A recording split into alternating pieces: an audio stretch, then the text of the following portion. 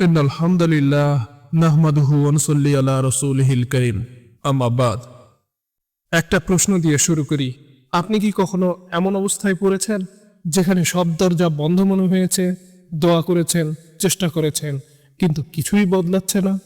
মানুষ সবসময় সমস্যা সমাধানের জন্য অলৌকিক কিছু খোঁজে। কেউ অর্থের পিছনে ছোটে, কেউ ক্ষমতার পিছনে। কিন্তু ইতিহাসে এমন একটি আমলের কথা বারবার এসেছে যা পৃথিবীর সমস্ত জাগতিক উপকরণেরও ঊর্ধ্বে। এই আমলটি হলো ইস্তিগফার বা আল্লাহর কাছে ক্ষমা প্রার্থনা করা। অনেকে মনে করেন ইস্তিগফার কেবল গুনাহের জন্য, কিন্তু আপনি কি জানেন ইতিহাসের শ্রেষ্ঠতম মানুষ মুহাম্মদ সাল্লাল্লাহু আলাইহি ওয়াসাল্লাম, যার আগের ও পরের সব গুনাহ মাফ ছিল, তিনি দিনে অন্তত 100 বারের বেশি ইস্তিগফার করতেন। কেন করতেন? কারণ এর ভেতরেই লুকিয়ে আছে দুনিয়া ও আখিরাতের সমস্ত সফলতার রহস্য। কুরআন ও হাদিসের পাতায় পাতায় ছড়িয়ে আছে এমন সব বিস্ময়কর ঘটনা যা প্রমাণ করে যে যখন মানুষ আল্লাহর কাছে সত্যিকারের তওবা নিয়ে ফিরে আসে, তখন কুদরত আর আসমানের দরজা খুলে দেওয়া হয়। আজ আমরা সেই আমলের শক্তি এবং ইতিহাসের মহান ব্যক্তিদের জীবনের প্রভাব নিয়ে আলোচনা করব। আসুন কিছু ঘটনা দিয়ে বোঝার চেষ্টা করি। একবার বাগদাদে একটি বিখ্যাত মজলিসের আয়োজন করা হয়। বসে আছেন ও যুগের শ্রেষ্ঠ আলেম ইমাম হাসান বসরি রহিমাহুল্লাহ। এমন এক সময় একজন ব্যক্তি বিষণ্ণ মুখে ভেতরে প্রবেশ করলেন। সে বললেন, হে ইমাম, আকাশ থেকে বৃষ্টি হচ্ছে না, আমাদের ক্ষেত খামার শুকিয়ে যাচ্ছে, আমরা ধ্বংস হয়ে যাচ্ছি, এখন আমরা কি করব? ইমাম হাসান বসরি শান্ত কণ্ঠে জবাব দিলেন, বেশি করে ইস্তেগফার করো। কিছুক্ষণ পর অন্য এক ব্যক্তি এলো। তার দীর্ঘদিনের আর্তনাদ, তার কোনো সন্তান নেই। সে কেঁদে কেঁদে বলল, আল্লাহর কাছে দোয়া করুন যেন তিনি আমাকে একটি সন্তান দান করেন। ইমাম তাকেও একই উত্তর দিলেন, বেশি করে ইস্তেগফার করো। একটু পরে তৃতীয় এক ব্যক্তি এলো। তার অভিযোগ ছিল দারিদ্রতা নিয়ে, ঋণের বোঝায় সে জর্জরিত। ইমাম হাসান বসরি আবারও বললেন, আল্লাহর কাছে ক্ষমা প্রার্থনা করো, ইস্তেগফার করো। মজলিসে উপস্থিত ছাত্ররা অবাক হয়ে গেল। তারা প্রশ্ন করল, হুজুর, এক একজনের সমস্যা এক এক রকম, আপনি সবাইকে একই দাওয়াত দিলেন কেন? ইমাম হাসান বসরি হালকা হাসলেন। তিনি কোনো মন গড়া কথা বলেননি। তিনি তিলাওয়াত করলেন সূরা নূহ এর সেই আয়াতগুলো যেখানে আল্লাহ তাআলা স্বয়ং প্রতিশ্রুতি দিয়েছেন যে ইস্তেগফার করলে তিনি আকাশ থেকে বৃষ্টি বর্ষণ করবেন, সম্পদ ও সন্তান দিয়ে সাহায্য করবেন এবং বাগ বাগিচা ও নহর প্রবাহিত করবেন। এই এক আমলই হলো সব সমস্যার সমাধান। বনী ইসরায়েলের সময়ে একবার ভয়াবহ খরা দেখা দিল। পশু পাখি তৃষ্ণায় মারা যাচ্ছিল। মুসা আলাইহিসসালাম তার 70,000 উম্মত নিয়ে মরুভূমিতে সমাবেত হলেন বৃষ্টির জন্য দোয়া করতে।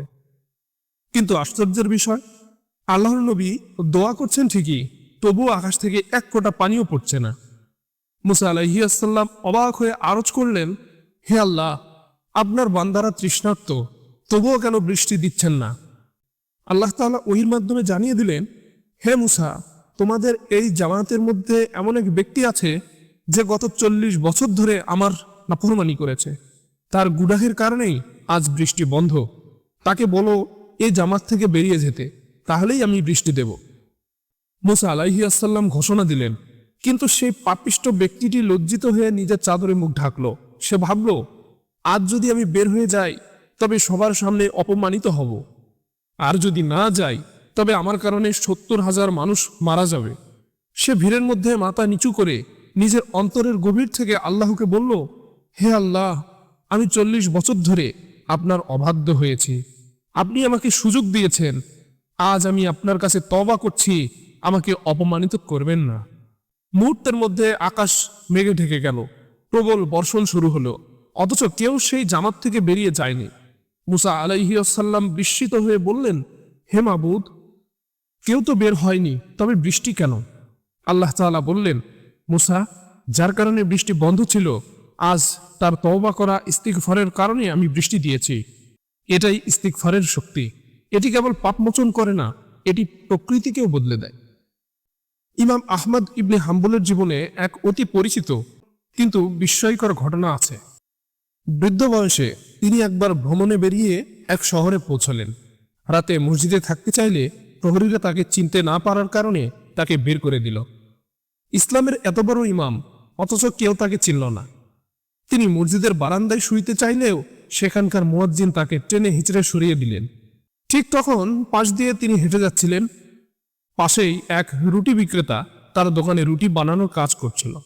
ইমাম সেখানে বসে রাত কাটাতে চাইলে যুবক অনুমতি দিলেন। ইমাম সাহেব লক্ষ্য করলেন সেই যুবকটি রুটি বানাচ্ছে আর বিড়বিড় করে কি যেন পড়ছে। ইমাম জিজ্ঞাসা করলেন, ভাই তুমি সারাক্ষণ কি পড়ছো? সে বলল, আমি সারাক্ষণ শুধু আস্তাগফিরুল্লাহ পড়ি। ইমাম অবাক হয়ে প্রশ্ন করলেন, এত বছর ধরে এই আমল করে তুমি কি পেয়েছো? রুটি বিক্রেতা যুবক উত্তর দিল, আল্লাহর কসম, আমার জীবনে আমি যা চেয়েছি আল্লাহ আমাকে তাই দিয়েছেন। আমার প্রতিটি দোয়া কবুল হয়েছে, কেবল একটি দোয়া ছাড়া, যা এখনো পুরোপুরি কবুল হয়নি। ইমাম কৌতূহলী হয়ে জিজ্ঞাসা করলেন, সেই দোয়াটা কি? সে বলল, আমার ইচ্ছা ছিল যুগের শ্রেষ্ঠ আলেম ইমাম আহমদ ইবনে হাম্বলের সাথে একবার দেখা করা, কিন্তু সেই সুযোগ আর হলো না। আল্লাহ আমার এই দোয়াটা কবুল করলেন না। ইমাম আহমদ ইবনে হাম্বল আবেগে কেঁদে ফেললেন। তিনি বললেন, তোমার ইস্তিগফারই আজ আহমদ ইবনে হাম্বলকে টেনে তোমার দুয়ারে নিয়ে এসেছে। আল্লাহ তোমার দোয়া কবুল করেছেন। আজকের এই একবিংশ শতাব্দীতে আমরা কেন এত অশান্ত? কেন আমাদের ঘরে বরকত নেই? কেন প্রতিটি পরিবারে অশান্তির আগুন? উত্তর খুব সহজ, আমরা জিকির আর ইস্তিগফার থেকে দূরে সরে গেছি। আমরা ভাবি ইস্তিগফার মানে শুধু মুখে শব্দ উচ্চারণ করা। না ভাই, ইস্তিগফার হলো আত্মার এক গভীর স্বীকারোক্তি। রাসূল সাল্লাল্লাহু আলাইহি ওয়াসাল্লাম বলেছেন, যে ব্যক্তি নিয়মিত ইস্তিগফার করবে আল্লাহ তাকে প্রতিটি কঠিন পরিস্থিতি থেকে উত্তরণের পথ দেখিয়ে দেবেন, তাকে প্রতিটি দুশ্চিন্তা থেকে মুক্তি দেবেন এবং এমন উৎস থেকে রিজিক দেবেন যা সে কল্পনাও করতে পারবে না। আজকের বিজ্ঞান বলছে কৃতজ্ঞতা এবং ক্ষমা প্রার্থনার মানসিকতা মানুষের কার্টিসল বা স্ট্রেস হরমোন কমিয়ে দেয়। কিন্তু 1400 বছর আগেই ইসলাম আমাদের এই মানসিক প্রশান্তির চূড়ান্ত ফর্মুলা দিয়ে দিয়েছে। আপনার ব্যবসা ভালো যাচ্ছে না? ইস্তিগফার করুন। আপনি কি অসুস্থ? ইস্তিগফার করুন। আপনি কি মানসিকভাবে বিপর্যস্ত? ইস্তিগফার করুন। এটি কেবল পরকালের মুক্তির পথ নয়, এটি এই দুনিয়ায় রাজকীয়ভাবে বেঁচে থাকার শ্রেষ্ঠ উপায়। একবার ভাবুন তো, সেই মুহূর্তটির কথা যখন আপনি অন্ধকার কবরে একা থাকবেন। আপনার সম্পদ, আপনার ক্ষমতা, আপনার প্রিয়জন কেউ সেখানে থাকবে না, থাকবে শুধু আপনার আমল। সেদিন এই আস্তাগফিরুল্লাহ শব্দটি হতে পারে আপনার সবচেয়ে বড় রক্ষাকর্তা। হাদিসে এসেছে, কিয়ামতের দিন যখন আমলনামা পেশ করা হবে, তখন একদল মানুষ তাদের আমলনামায় প্রচুর পরিমাণ ইস্তিগফার দেখে আনন্দে আত্মহারা হয়ে যাবে। তারা দেখবে যে পাহাড় সমান গুনাহ নিয়ে তারা চিন্তিত ছিল, সেই গুনাহগুলো কেবল একটি খাঁটি তওবার কারণে নূরে পরিণত হয়েছে। আল্লাহ তাআলা হাদিসে কুদসিতে বলেন, হে বনি আদম, তুমি যদি গুনাহ করতে করতে আকাশের উচ্চতা পর্যন্ত পৌঁছে যাও, এরপর আমার কাছে ক্ষমা চাও, আমি তোমাকে ক্ষমা করে দেব। আমি পরোয়া করি না তুমি কত বড় পাপী। কি বিশাল সেই দয়া, কি অসীম সেই ভালোবাসা! আমরা কেন এখনো দেরি করছি ভাই? কল্পনা করুন, রাত্রের শেষ প্রহরে যখন সবাই ঘুমিয়ে বিভোর, আপনি জায়নামাজে বসে চোখের এক ফোঁটা পানি ফেলে বলছেন, আস্তাগফিরুল্লাহ। সেই এক ফোঁটা পানি জাহান্নামের আগুন নেভানোর জন্য যথেষ্ট। আপনার জীবনের সমস্ত ব্যর্থতা, সমস্ত গ্লানি ধুয়ে মুছে আপনি হয়ে উঠতে পারেন এক নতুন মানুষ। কিয়ামতের ময়দানে যখন সূর্য মাথার কাছে থাকবে, তখন এই ইস্তেগফারই হবে আপনার মাথার উপর শান্তির ছায়া। এটাই হবে সেই আমল যা আপনার জীবনকে কেবল দুনিয়াতেই নয়, অনন্তকালের জন্যও বদলে দিতে পারে। প্রিয় দর্শক, আজ আমরা জানলাম সে আমলটির কথা যা ইতিহাসের গতিপথ বদলে দিয়েছিল। ইস্তিগফার কেবল একটি শব্দ নয়, এটি আল্লাহর সাথে একটি চুক্তি। এটি আমাদের দুর্বলতাকে আল্লাহর শক্তির সাথে যুক্ত করে দেয়।